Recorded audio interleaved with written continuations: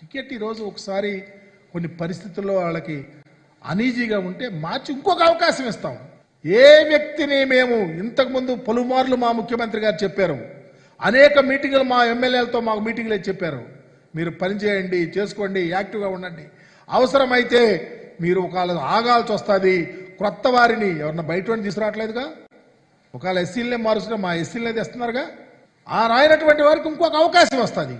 ఉదాహరణకు నేనే వేమూరులో వదిలే ఇంకోసారి పోటీ చేయమంటే ఇంకోసారి పోటీ చేస్తాం స్వతంత్ర పాళ్ళు, అట్లాగే రానటువంటి వాళ్ళకి ఇంకొక అవకాశం ఇస్తాం. This is the party. మా ముఖ్యమంత్రి గారు ఈ పార్టీని కాపాడుకొని మరలా రాజకీయాల్లో నిలబడి ఈ రాష్ట్రంలో పరిపాలన చేసి పేద ప్రజలకు సహాయం చేయాలన్న కసితో పనిచేస్తా ఉన్నాడు. ఏదో నాకు టికెట్ రానంత మాత్రాన ఏది పడితే అది మాట్లాడితే అది ఎట్లా అవుతుంది? అకౌంటబిలిటీ అనేది ఉండాలా.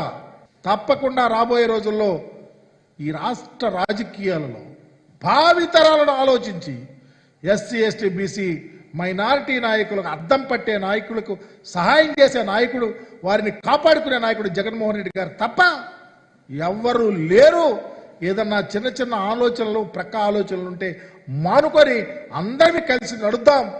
జగనన్నను కాపాడుకొని ఈ రాష్ట్ర రాజకీయాలలో సుస్థిరమైన స్థానం ఎస్సీ ఎస్టీ బీసీలకు ఉండే విధంగా ఉందామని చెప్పి మీ ద్వారా తెలియపరుస్తా ఉన్నా.